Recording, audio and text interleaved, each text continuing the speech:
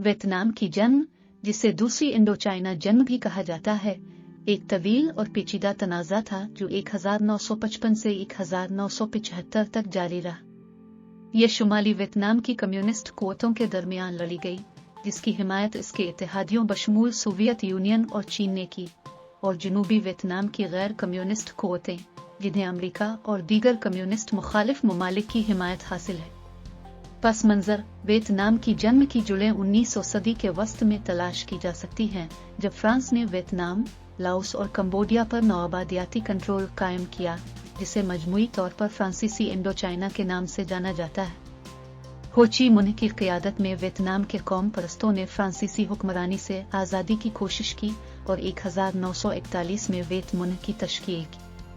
दूसरी जंग अजीम के बाद 1954 में जनेवा मुआहदे ने वियतनाम को 17 मुतवाज़ी तौर पर आर्जी तौर पर तकसीम कर दिया, शुमाल में हो ची मिन्ह की कम्युनिस्ट हुकूमत के साथ, जनूब में एनजीओ डिन डीएम के तहत एक मगरिब नवाज हुकूमत। तनाज़ात में इजाफा डरमेनू असर के खौफ से जनूब मशरक़ी एशिया में कम्युनिज्म के फैलाव को रोकने के लिए रियासत हाय मुत्तहिदा वियतनाम में तेजी से शामिल हो गया।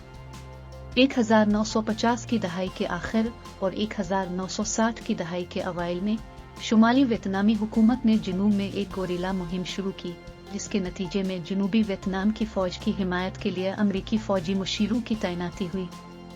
जैसे जैसे तनाज़ा बढ़ता गया, अमेरिका ने आहिस्ता आहिस्ता अपनी फौजी मौजूदगी में इजाफा किया, बिलाखिर 1965 में जंगी दस्तों का इर्तिकाब किया।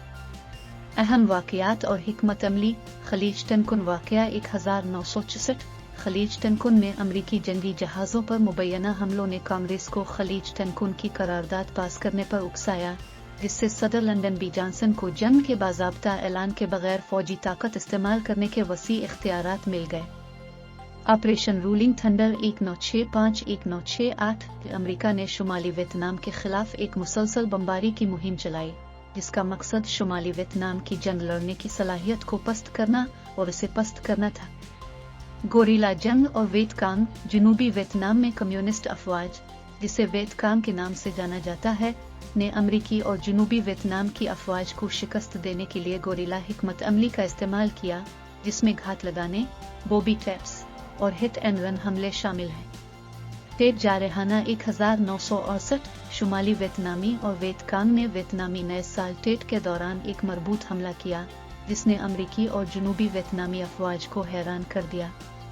अगरचे ये हमला कम्युनिस्टों के लिए अस्करी तौर पर महंगा था, लेकिन इसका अमरीकी राय आमा पर एक अहम नफसियाती असर पड़ा, क्योंकि इसने दुश्मन की ताकत और अज़्म को जाहिर किया।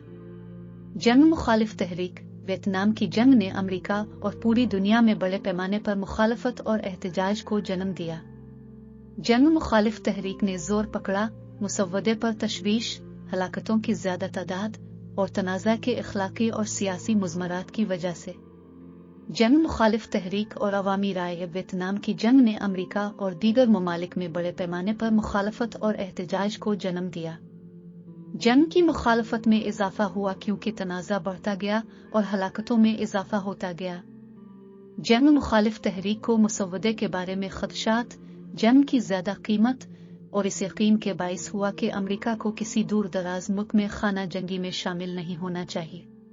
निक्सन की ओतना मंजीशन और अमन मुज़ाकरात 1969 में सदर रिचर्ड निक्सन ने ओतना मंजीशन के नाम से एक पॉलिसी मुतारफ कराई, जिसका मकसद अमरीकी फौजियों को बतदरीज इनखला करते हुए जनूबी वियतनाम की अफवाज पर लड़ाई का बोझ मुंतकिल करना था। 1968 में पेरिस में अमन मुज़ाकरात का आगाज हुआ, लेकिन इसे मुतअद्दिद चैलेंजों का सामना करना पड़ा। अमन मुआहदे तक पहुंचने से पहले कई साल तक मुज़ाकरात हुए। पेरिस अमन मुआहदे और अमरीकी इनखला जनवरी 1973 में पेरिस अमन मुआहदा हुआ।